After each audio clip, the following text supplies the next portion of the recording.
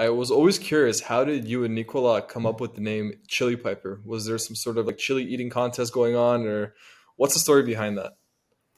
It's funny because after we named the company Chili Piper, then we saw there was a Silicon Valley series that was called Pied Piper, and we thought it was hilarious that we had the similar approach to naming our company. It's actually comes from our obsession with revenue teams and pipeline, and it's actually Chili Hot Piper Pipeline. So it's a hot pipeline, and it just had a nice ring to it. Plus, there's also nice French champagne. It's called Piper High Tech. That was inspiring us when we were thinking about the name. There's a beautiful ad for the champagne, and celebration and French culture are also part of the company's values. Welcome to VezaTalks podcast. Tune in as we delve into the digital world of entrepreneurship and uncover the strategies and tactics of successful online business leaders. My name is Mario Milanovic, and with me today is co-host Stefan Katanic. He's the CEO and founder of Veza Digital. It's a great pleasure today to introduce Alina Vandenberghe. Alina is a woman entrepreneur and co-founder of co-CEO of Chili Piper, boosting buyer engagement for cool companies like Spotify, Airbnb, Snapchat, Shopify, and 1,000 others. Alina started her own company before high school to pay for her own education.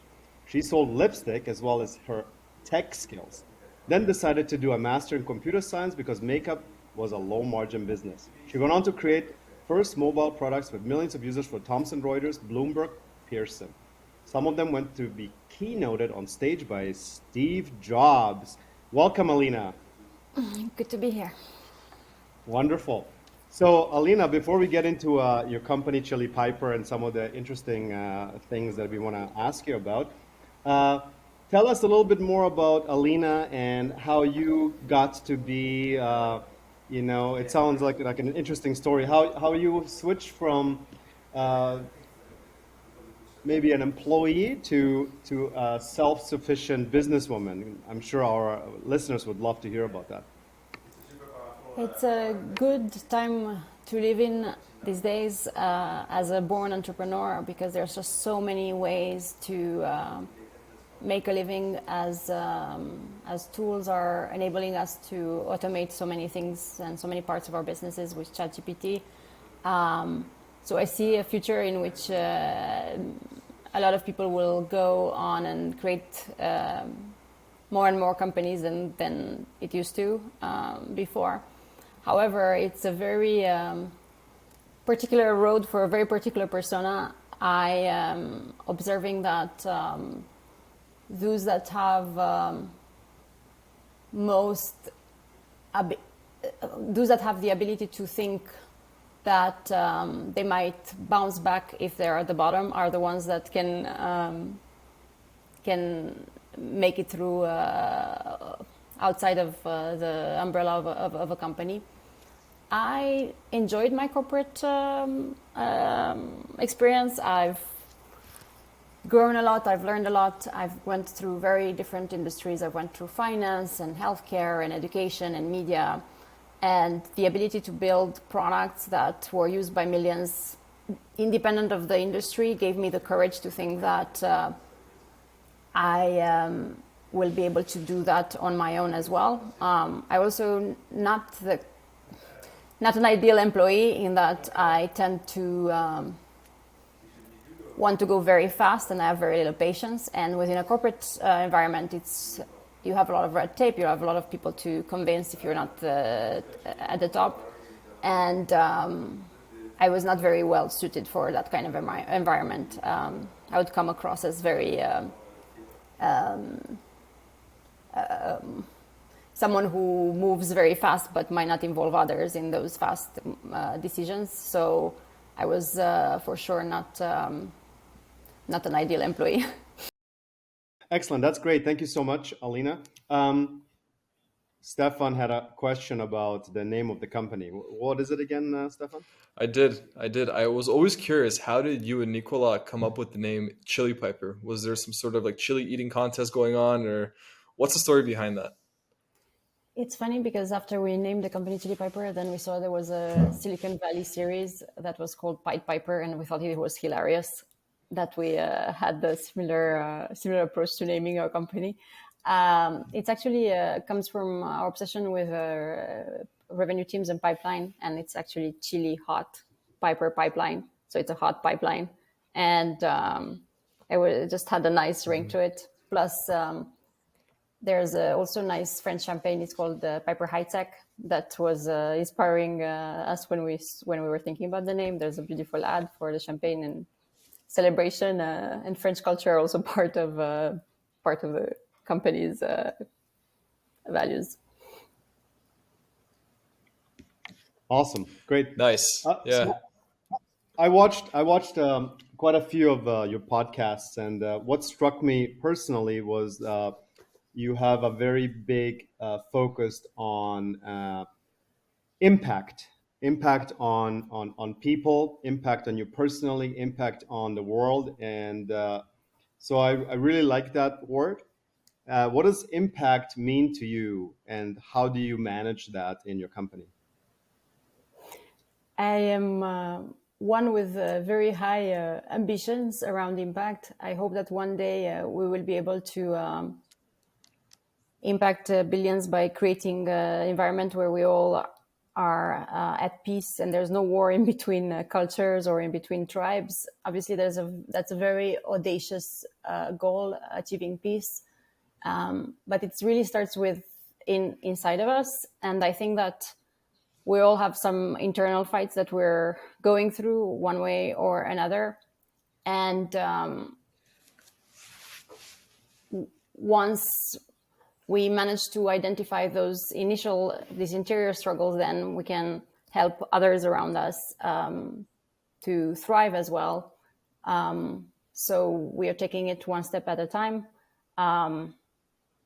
It's a little bit sad because in a work environment, that's something that's not really something that gets discussed often. But in order for people to do their best work, there has to be some sort of strong correlation between one's passions and the things that they thrive at, and the company mission as well. So we're paying a lot of attention to how can those things align, and how can we remove things from people's work that might not be necessarily conducive to joy and conducive to achieving one's full potential in terms of skill set as well. Okay, great. So I hear you use the word passion. What is Alina passionate about? I really, really, really thrive and I'm really excited about the workday when I work on very complex problems and build complex software. The complexity of the software and the industry that we're in allows me to have that kind of exposure, and building a business is equally complex and full of challenges. I am observing that I thrive when things are have high stakes, and when things are very complex, that's when I'm most grounded. I know it sounds silly, but that's where I get joy from. Right. Well, it's not silly at all, because I think that for highly effective leaders, one of the important things is to be figuring things out. And I think the successful ones figure it out whichever way possible, whether it's time or whether it's hiring the right people or whether it's outsourcing, whatever it may be. But you're figuring it out. So I think it's a really cool thing, and it speaks to being an effective leader, right? Which is very interesting. So being an effective leader, how do you measure being an effective leader? Is it sales? Is it profit? Is it happiness of the employees? Is it your happiness? What does it mean to be an effective leader for you?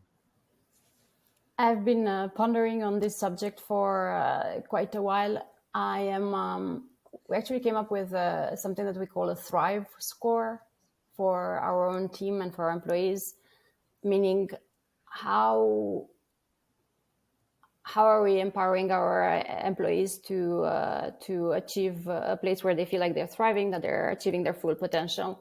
And there are many things that come into equation here. Do they have the right manager?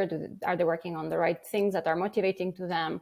Are they given the right challenges to be able to grow the right skill sets? What are the skill sets that are necessary for this person to achieve their best goals? And do they have the right support to achieve that growth even within the skill sets? There are many components that come through at play, and obviously it's highly dependent also of external factors. Like if you live in a country where there's an earthquake, your probability of thriving is obviously low. And we're focusing on the things that we can provide as a company to help that growth. But there is an essential step to it, which is we can only do that, we can only help our employees grow if our company is in a financial state that's conducive to a place where it can do that. And in SaaS specifically, in tech and in SaaS, the ways in which we're being assessed have changed in the past couple of quarters. In the past, it would have been all about growth and growth at all costs. And now it's a combination of growth and highly a lot of attention on efficiency as well. So we have to live within new constraints from a market assessment.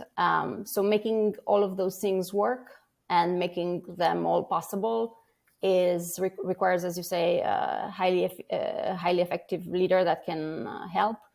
But I don't think that this idea that the CEO at the top is the person that should be the one that can create all of these things happening at all times, because I'm not omnipotent and I don't see everything. So we have this other concept at Chili Piper, which we call a decision memo, and all the decisions are public and all the decisions are transparent. And we have a concept of a rough consensus around them, where everybody's opinions are being included, and we move forward if there's a rough consensus around it. If not, there's more data to be required to make that decision. So there's a lot of there's a lot of movement to make sure that I'm not the only one that gets to make all the decisions for us to be thriving. It's a company that works towards that. Awesome. Great answer. I really like it. So I know you're the co-founder and the co-CEO at Chili Piper, but just recently you stepped into an active role of a CMO. Is that correct? I'm the acting CMO, yes, Right. as of September of last year. Okay, that's great. That sounds exciting. It's October. That sounds exciting. So I hope it's exciting. So what made you decide to step into that decision? Is it for you to learn a little bit more about your company, or is it something that you came up with, or what made you decide? Because I think a lot of people are super interested, with CEOs stepping into different. It almost reminds me of Japan, right? Where at Nissan or Yamaha, every single C-level person, employee, I believe, has to train in every single department, and so everybody can be, so to speak, replaced in a way, right? So that kind of reminds me of that Japanese model, right? So what made you decide to do that? I wasn't aware that in Japan it's a known thing. I'll look after our call. It's something that so I've been working in product for almost 20 years, building products, and I feel that by now I have that part figured out very well. And I've been at Chili Piper, our ICP, a big chunk of our ICP is marketing teams. And I've been spending a lot of time with marketers. I've been talking to them. We have thousands of marketers in our product, and we've been having conversations over dinners, over events. I've been at their offices to see how they work. And I felt like I had a good grasp on the industry and their roles, but it's a lot different when you're really, really, really doing the work and you're in their shoes, because it's very different when you're directly responsible for pipeline. You have to hit a certain number and you have to make certain decisions to optimize the activities and the motions that are going to move the company forward. And I didn't feel like I could be the best builder of the product and the best driver of this company unless I've gone through that exercise.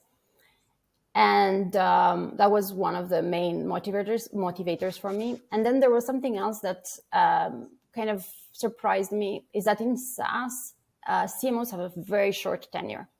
It's almost 1 to 2 years. Things are not happening, and then they either get fired or they part ways because the CEO and them, they don't align on how the strategy should work. And I was puzzled by that because I didn't want to make the same step and bring somebody on board and then have them have a short tenure.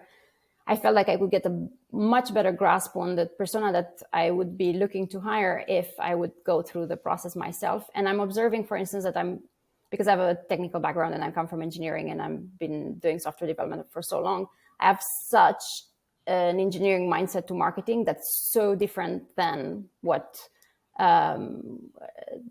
traditionally would have been thought of marketing. So I'm very cognizant that this might require me to find a CMO that is aligned with that and that believes all the trends that I'm seeing are going to happen, that the future of marketing is not going to look at all the same as it did a year ago. So by going through this exercise, I think I would be a lot better at recruiting the right person for the role. That's great. I think that's very admirable. I really like that. I think it's really interesting when it comes to CMOs or marketing people, because, and I know myself, I'm sure Stefan told you, I was an affiliate marketer, and we were quite successful, 8-figure sales per month kind of deal, and I know that you would have never been able to hire me, because I wouldn't work for anybody else. So you have this kind of situation where, well, if somebody's really good at marketing, if they're really good at that, then why would they work for a company? They would just do it themselves, right? So you have this kind of double-edged sword, right? And I think it's interesting to have this challenge of trying to hire somebody that really knows what they're doing, because why work for a company unless they have obviously 5 kids and they need an income coming in, that kind of thing, right? So I think this would be very, very, very challenging, and obviously coming from an engineering background, you're data driven, right? It's all about data, which is really, really important. I think that's one of the best things you can do, because if you don't see a return on your money, well, it's why are we in business, right? So yeah, very interesting that you're doing that. That's super amazing. Stefan, do you have another question for Alina?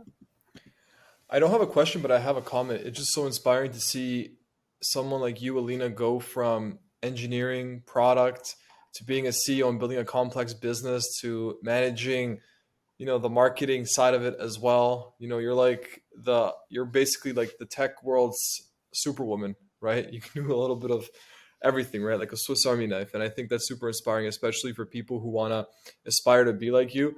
And I know for Veza, for example, we have a few females that work on our team, and they're young. They just finished university, and they're asking, "Hey, we hear Chili Piper is a client of yours.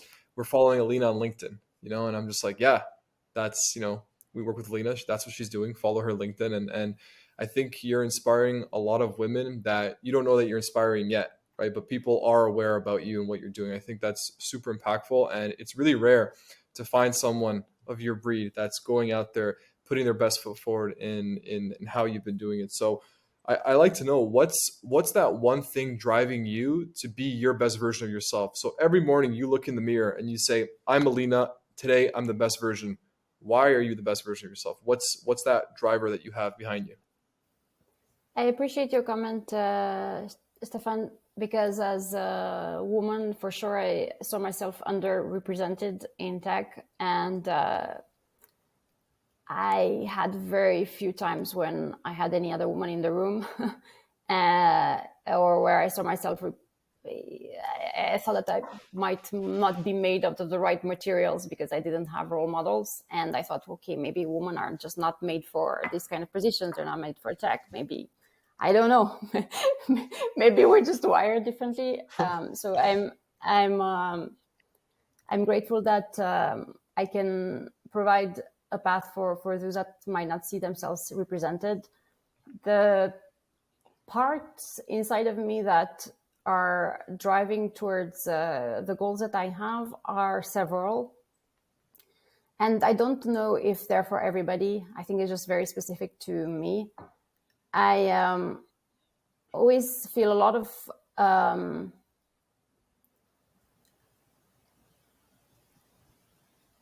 push in between the things that I think could be achieved versus what I'm currently achieving. And there's a big delta at all times. So I get very impatient, but at the same time inspired that there's this next level where I need to get to, and I'm only here at all times. So for instance, on LinkedIn, we have quite a lot of followers, and we're considered one top brand on social at Chili Piper. However, in my mind, unless we're like Mr. Beast level in social, in my mind, we're not there yet. I don't know if you're familiar with Mr. Beast on YouTube. He's one of the biggest YouTubers. In my mind, one of the most successful in social media as well. Mm-hmm. So I have such high yardsticks that I kind of take, and that's what just social, but I have these high yardsticks for everything that I do. And there's a big tension between where I am and where I want to go at all times. So every morning that I wake up, I think, shit, I'm just so far away from that. I have so much work to do. So I spend my entire awake time trying to see how I can get there. How can I 10x this? How can I 10x this? How can I 10x this? Is this the right thing to do right now? And it's not for everybody, this kind of mindset, because it can terrorize me at times, because I always feel like I'm behind. But it's one of the things that helped me get the driver in a high speed mode. High speed mode like driver. I like that. It's really interesting that your answer, and especially with Mr. Beast. I just re-listened to the podcast that he had with Joe Rogan. For whatever reason, it just happened. And I mean, the word that would describe him the best is authenticity, right? I think that he's authentic. Mm-hmm. He doesn't care about the money. He doesn't care about 100x, 10x. Mm-hmm. He just cares about having just a fun channel. And I think that shows in his videos, and that's why. And he's been doing it for 11 years, 12 years. I mean, he started with nothing. He didn't know what he was doing. It was, that kind of thing, which is super interesting. So the authenticity aspect of it, and what you talked about with being a woman in tech. I literally my last interview was with Julie Barbier-Leblanc. She's in the Middle East, and she was the top 20 women behind Middle Eastern tech brands in 2022. So you should listen to that interview. It's fantastic. She's very inspiring, especially for women tech entrepreneurs, because that's what she's in. So I know that incentivizing employees is really, really important for you. How do you do that? What is your magic sauce in incentivizing? Because we know that people come to a company, they're all hyped, they're like, oh my god, I'm so happy, and and then 6 months go by, a year go by, and it's maybe they're making extra money, but what do employees really want? I guess is the question, right? So how do you incentivize people at your company? I'm taking notes, by the way. This is going to be good. I think that there's just there are so many components, and everybody's a little bit different. But if I were to distill it to the main ones, Obviously, salary, making sure that you're making a good salary is an important component. But for many people, salary is not what's driving them. It's a means to for them to acquire their goals. Options in the case of a tech company are very meaningful to some people, especially those that have experienced it. And in our case, for instance, we made some employees millionaires, and some of them have started their own companies now, and they're part of what we call the Chili Piper Mafia. So the options are also an important component for those that know how to use that as a tool. The OKRs that they're being driven towards are another component, and making sure that those are clear, that there's a clear alignment in between their job description, their skill sets, and also their interests. But I think a much more important component to having someone do their best work is to understanding their reasoning behind it, and understanding their drivers and why are they doing what they're doing. I'm very cognizant that everybody's why is very different, and to some extent we all want to be better versions of ourselves. I think there's even a term for it. It's called self-actualization, where you are achieving your full potential. We're all seeking that form. So we have employed coaches at Chili Piper. We have coaches that work with our employees to make sure that they have a good understanding of their motivator and their driver. And not only that their driver aligns with their work. Because if it doesn't, then they get stressed and they're just not in the right place. And we actually don't have retention metrics. So I don't want people to stay at Chili Piper if they're in the wrong space. We actually help people go outside. So we had somebody, for instance, in the sales team, he was really passionate about racing cars and just being part of that industry. And we've just helped him kind of get there. We had somebody else who wanted to be an engineer and not using the tech stack that we were using. And we had him work on some projects internally that might not have been using that, and then helped him find a job outside. So we don't focus on retention. We focus on alignment into the why and the work. Amazing. That's where magic happens.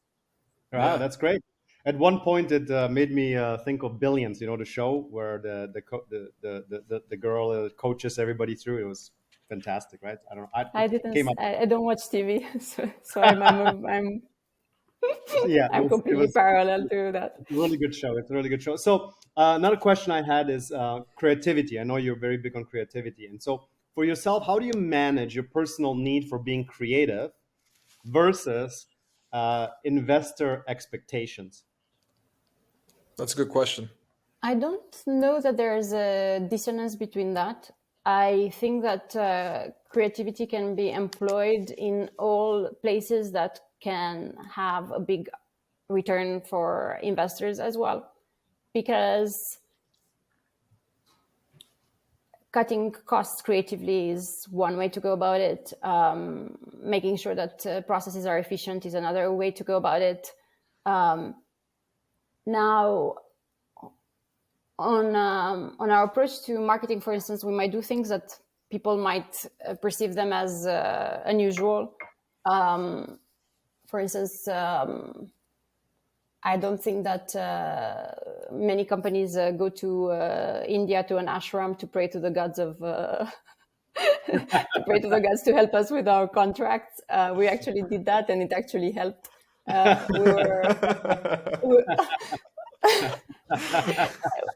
After we've meditated in the frozen ashrams, we got a text from a big brand. Actually, it was Facebook at that time, a workspace from Facebook, and we said, "See, it works."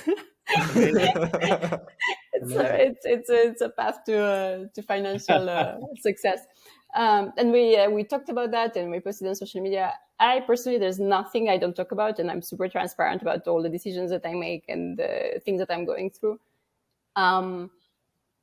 Those things, I don't know precisely how they will work once we will be a part of a public market, and we will have to be a lot more regulated in our communication and how we approach these kind of things. But I don't think there's any dissonance between creativity and financial success. Okay. Well, that's great. I think that speaks to authenticity, right? So I think a lot of companies out there are, not able to be as creative as they want to be because it may come across as too crazy, or the rope isn't in, it has to be tied around their neck, and so then you have employees that are not happy, so to speak, right? Because investors just need to see a return every quarter, kind of thing, right? So I love that. I mean, I think Stefan is going to open up an office in Tibet here in the next week or two. All right. Here's another question that I ask every person on the podcast, and that is, if you were in my shoes and you were to ask a question to yourself that I didn't ask, what would it be? I'm going to respond to that, but before I do, I just wanted to make an observation on the previous comment that you made, because I think it's an interesting one. You said, in general, people don't feel comfortable to being their authentic self at work and bringing like their full package, because there are all sorts of sticks that they're being measured by, and professionally being professional in a work environment might make the assumption that you can't say certain things or you can't talk about certain things, and that you have to talk about it with like polishing the edges around it. And I'm observing that I don't do that. I post things without checking with anybody on social media, and I make like typos, and I'm okay with making typos, or I would be okay talking about subjects that are highly controversial, like reproduction, and guns and other topics of this nature. I think that the reason why I feel that I can do that, and I can serve a model for my employees to just be themselves, is because I am not afraid of ridicule. I'm not afraid to just bringing the full self to work. I'm not afraid to appear stupid. I'm not afraid to appear in a certain way, because I have observed that the more authenticity and the more transparency, the more I learn about how to get better. And that's how I get feedback, by making those mistakes, and I just bring myself fully as I am. And that's how I've learned the most. And I've been trying to make those mistakes in public and internally as well, so that our employees can have the same confidence. Right, because it filters through, and that's amazing, fantastic. I love that answer. What one or two people in your life made a difference to you? So who were someone? And it can be private, it can be personal, it can be a book that you read. So one person, or maybe two or three, that really made an impact in your life. Most recently, I've been a lot deeper into this concept of nonviolence because of our foundation, and also because of my background in Romania, where through communism I've gone through some revolution and some violence of many kinds. And because I also want to make sure that people at work feel at peace with their coworkers, with themselves. It's a topic that I'm passionate about. So as a result, the person that most recently in the recent year had most impact on my growth is a person named Amal. She is heading the Foundation on Nonviolence, and they do a lot of work in war zones. They do a lot of work with people that are in conflicts, and they go in Palestine, and they go in Africa. They go in all these places to help people most in need. And I was lucky enough to have coaching sessions with her, with my own monsters inside of me. and I've have achieved the kind of growth in a very short period of time as a person that I did not think I could do so fast. Amazing. I'm going to have to look her up. I'm not familiar with her, and I've been in that space for many years, probably going back 35 years, but that's fantastic. That sounds really, really amazing. Anybody else that comes to your mind? Maybe like a younger Alina? Younger Alina, the person that had the most impact on the younger Alina is my husband. He coached me through my period working for corporate America to grow really fast. And I was an intern, and then immediately after director, and then senior vice president. And I only did that because he helped me navigate like the political spectrum. He helped me navigate the skill sets that would have been more effective for me to grow. And now I'm lucky to have him as a co-founder, and we help each other a lot. And I don't think we would have been able to grow the company in this stage without that kind of strong partnership that we have in identifying our strengths and our weaknesses at all times to make sure that we get better.